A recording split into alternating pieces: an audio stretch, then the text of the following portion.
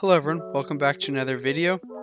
Today we will be looking at the correlation between having a top recruiting class and making the college football playoff.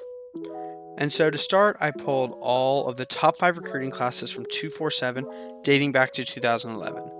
The reason I stopped at 2011 is because the college football playoff starts in 2014, so thus all 2011 recruits will still be there, or many will still be there in 2014 when the playoff started. And so, since 2011, 53% of the top 5 recruiting classes have been from the SEC, right? And in total, 15 teams since 2011 have recorded a top 5 recruiting class, 8 of which are from the SEC. And since 2014, when the college football playoff started, again, I'm wanting to find the correlation between getting a top recruiting class and making the college football playoff. So since 2014, when the college football playoff started, 12 different teams have made the Final Four. And of these 12 teams to make the Final Four, 8 of them have had a top 5 class at least once since 2011. At least once, right? And four teams that have not had a top 5 class and still made the college football semifinals are Cincinnati, Michigan State, Washington, and Oregon, who combined for a 1-3 record in those semifinal games. In those 3 losses, Cincinnati, Michigan State, and Washington combined for a total of 13 points. Michigan State getting blanked, Cincinnati scoring 6, Washington scoring 7. And of the top 15 teams to have a top 5 draft class since 2011, 8 of them have made the Final Four. And the top 5 teams with the most top 5 recruiting classes have all made at least one Final Four appearance.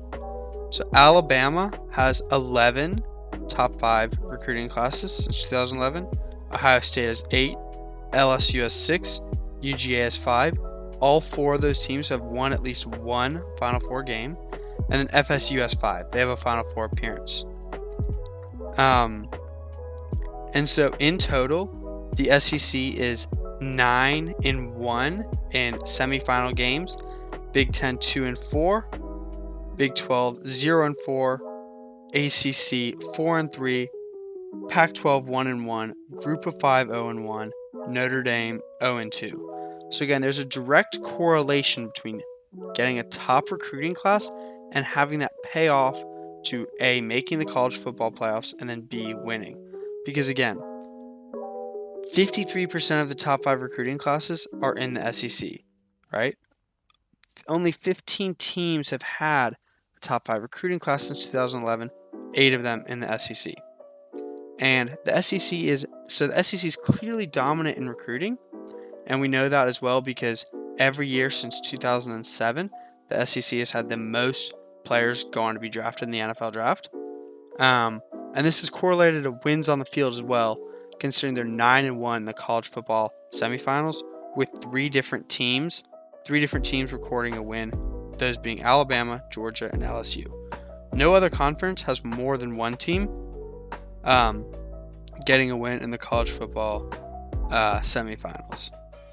So yeah, I would say there's a huge correlation between getting top recruits and then winning on the field, and that sort of leads to the reputation the SEC has as being a stronger conference where if you lose one game, it impacts you less than if you're in the Big 12. You can lose a game or two in the SEC and still have a shot at the college football playoffs, while that may not necessarily be the case in another conference. One game could spell death, and 2 games, 2 losses certainly spells death.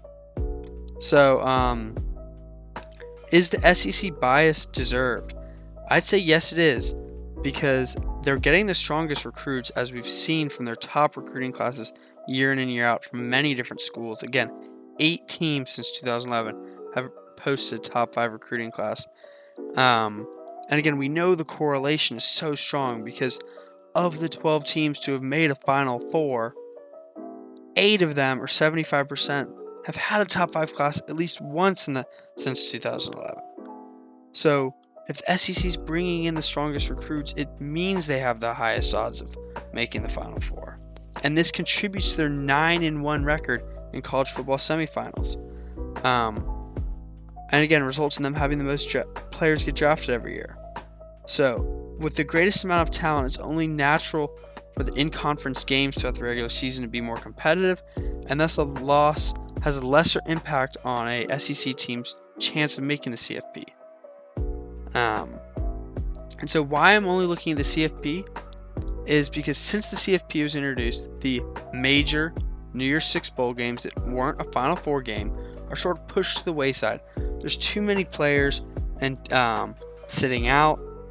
There's too much talent not playing. There's too many coaches switching before the game starts. So it's not a true reflection of the talent a team is able to bring in or a true reflection of how the team played that year. While no one sits out a Final Four game if they're healthy. So again, there's just a huge correlation between the talent on the field, the talent you're recruiting and winning on the field. Again, there's 4 teams to not get a top 5 recruiting class, 3 of which that made a Final Four, and 3 of which got blown out in those Final Four games, right? So when people are sitting here complaining about 2 SEC teams making the Final Four, it's like, no, there's a reason they are. They've deserved it. They've earned it, right? They've been recruiting the top players, playing the toughest teams year in and year out, and thus are the most sort of hardened for these huge games. And when people say, oh, well, the college football playoff's broken, it took a miracle for Cincinnati to make it.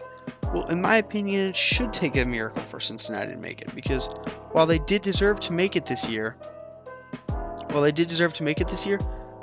we've seen if you're not recruiting with the best of the best, you're not going to be able to compete with the best of the best. And sure, coaching and other factors can make up somewhat for having less talent, but it can't suddenly jump the huge gap between having a lesser